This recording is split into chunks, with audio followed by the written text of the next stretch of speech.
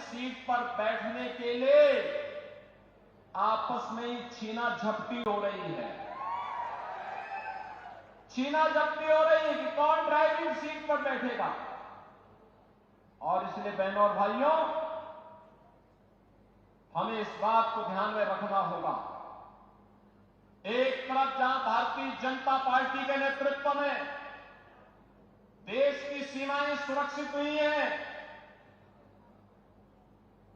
याद करिए जब एक कांग्रेस की सरकार थी, पाकिस्तान घुसपैठ करता था, आतंकी वारदात को अंजाम देता था, बड़ी बड़ी घटनाएं घटित होती थी।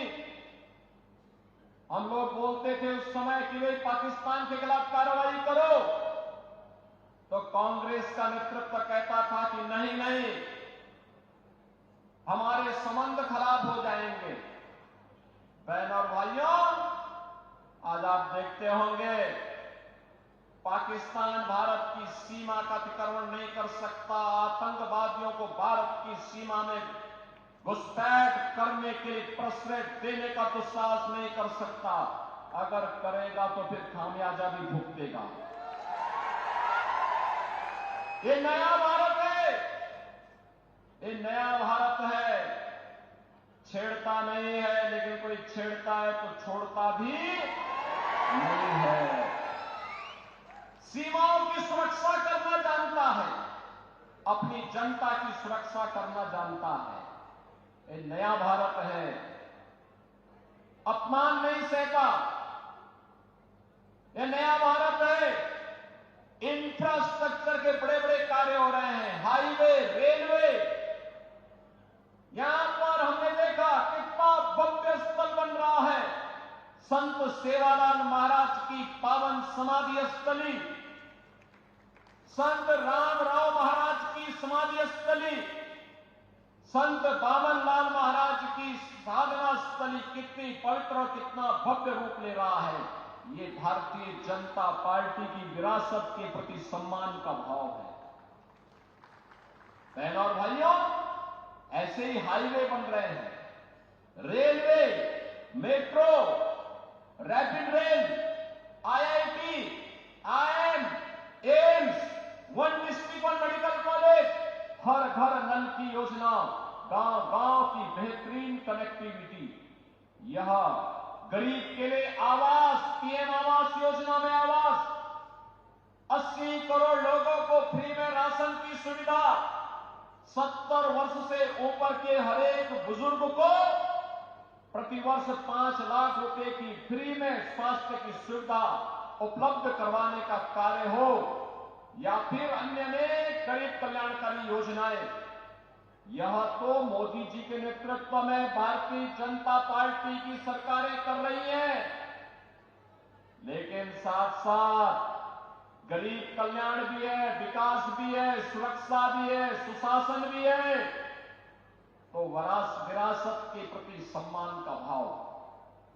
अयोध्या में 500 वर्षों के बाद अयोध्या में फिर से भगवान राम की जन्मभूमि पर भव्य राम मंदिर का निर्माण हो गया है। भव्य राम मंदिर का निर्माण, यह काम कांग्रेस भी कर सकती थी, लेकिन कांग्रेस को हिंदू भावनाओं की चिंता नहीं थी। कांग्रेस को हिंदू भावनाओं की चिंता नहीं थी। बहनों और भाइयों, अयोध्या दुनिया की सुंदरतम नगरी बन रही है, भगवान राम की स्थली सुंदर बन रही है।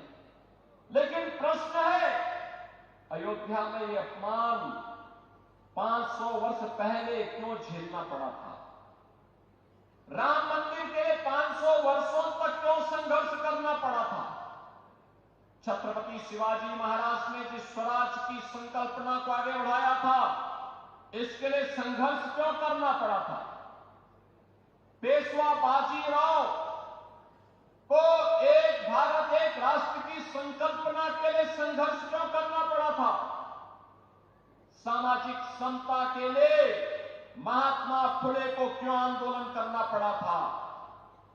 बहनों और भाइयों, एक विधान सब समान, इसका आह्वान करने वाले बाबा साहब डॉक्टर भीमराव अंबेडकर को क्यों संघर्ष करना पड़ा था?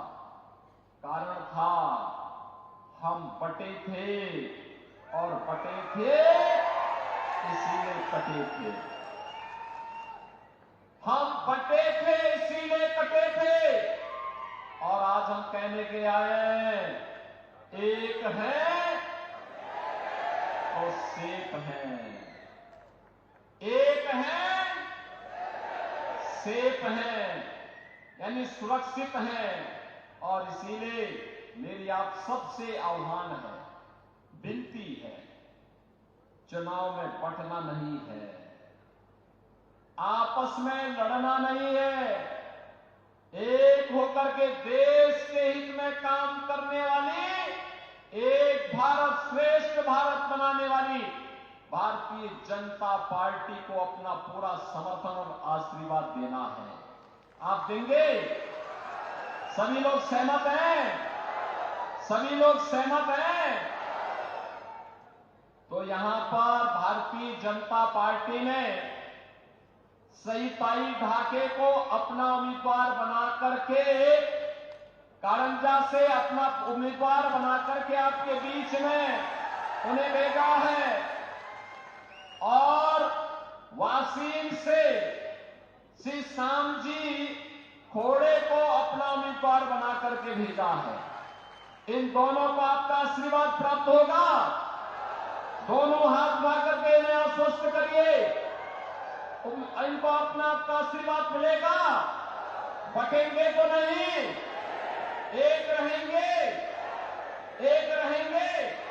तो मेरे साथ बोलेंगे भारत माता की, भारत माता की, भारत माता की, संत सेवालाल महाराज की, संत सेवालाल महाराज की जय श्री राम, जय जय श्री राम।